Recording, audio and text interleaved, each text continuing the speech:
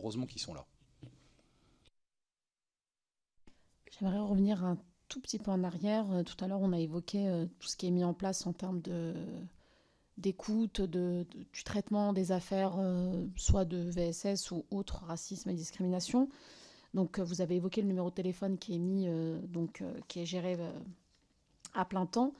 Euh, alors, sur la question de l'information, est-ce que vous savez s'il y a de l'affichage dans tous les clubs sur les dispositifs de prévention, ou en tout cas de signalement, qui sont à disposition aujourd'hui des licenciés? Est-ce qu'il y a de l'affichage qui est prévu partout? Est-ce que sur l'affichage que vous avez mis en place, est-ce que vous évoquez la cellule Signal Sport? Est-ce que vous la connaissez? Puisque, par exemple, Monsieur Meïté, qu'on a pu entendre, ne connaissait pas la cellule Signal Sport. Donc, voilà. Et est-ce que vous l'indiquez dans vos plaquettes de communication ou d'information? Et lorsque vous avez des signalements de faits de violence, je pense notamment au VSS, est-ce que c'est systématiquement signalé à la plateforme ou à la cellule Signal Sport et au ministère des Sports? Alors signaler effectivement à la plateforme, oui.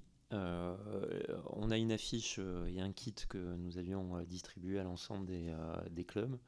Vous dire si chacun l'a affiché dans son clubhouse et dans ses vestiaires, je ne peux pas vous l'affirmer avec force. On essaie de sensibiliser nos élus territoriaux, les départements et les régions pour qu'ils puissent faire ce travail. C'est pour ça aussi qu'on forme des référents violence dans chacun des territoires pour qu'ils puissent faire ce travail, parce que depuis la fédération, c'est pas toujours facile. On a aussi un levier de vérification qui sont les conseillers techniques de club. Je crois que, sans vouloir en tirer gloriole, on est la seule fédération à avoir créé 162 postes qui maillent le territoire et qui ont pour mission de former les éducateurs bénévoles dans les clubs et sont des diplômés d'État. Donc ils peuvent avoir aussi dans leur scope la vérification de cela. Alors on a une affiche qui rappelle donc le numéro de téléphone portable à appeler, où on a un mail qui est sosviolence@ffr.fr, et puis on donne un certain nombre de numéros. On donne donc les sous les yeux, le service national d'accueil téléphonique pour l'enfance en danger, le 119, l'association Colosse au pied d'argile, le comité éthique et sport, donc le numéro est aussi donné, comité éthique et sport accueil maltraitance, comité national contre le bizutage et SOS addiction. Voilà les numéros que l'on délivre en fait dans les informations que l'on donne au club. Après, effectivement, c'est un travail de Sisyphe où il faut que chaque saison, et plus que chaque saison, on revienne effectivement sur l'information qui est écrasée, comme le président le rappelait à l'instant. C'est en permanence sur notre site officiel, mais c'est peut-être tout cela n'est jamais suffisant. Voilà. Donc il faut rappeler et se servir surtout de notre réseau territorial pour rappeler en permanence cela et être sûr que notre réseau de référents violence, lutte contre toute forme de discrimination, phénomène de racisme, etc., soit vraiment très actif et très très vigilant pour que la parole soit portée au plus près du terrain. Et si je me permets un petit complément, tous les cadres techniques de club, donc les 162 que mentionne Laurent Gabanini, mais aussi les CTL et les DTL ont tous été formés à Colosse au pied d'argile.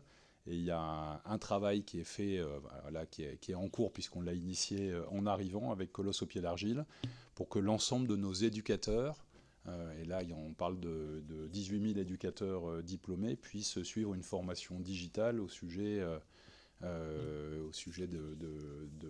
violences sexuelles via Colosse au pied d'argile avec une formation digitale en ligne, etc. Et il y a des initiatives de ligue Je régionale me permets de vous interrompre. Dans cette convention que vous avez signée avec Colosse au pied d'argile, qui est en cours de signature avec Colosse au pied d'argile, puisqu'on vient d'arriver et qu'on a voulu étendre ce qui était déjà très fait, très bien fait, c'était la formation de tous les CTC, CTL, DTL, et on a voulu aller plus loin en formant les 18 000 éducateurs diplômés. est-ce que les formations seront obligatoires?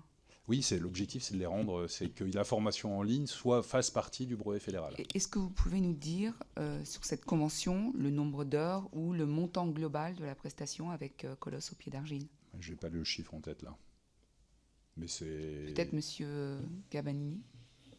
Non, le montant, pardon,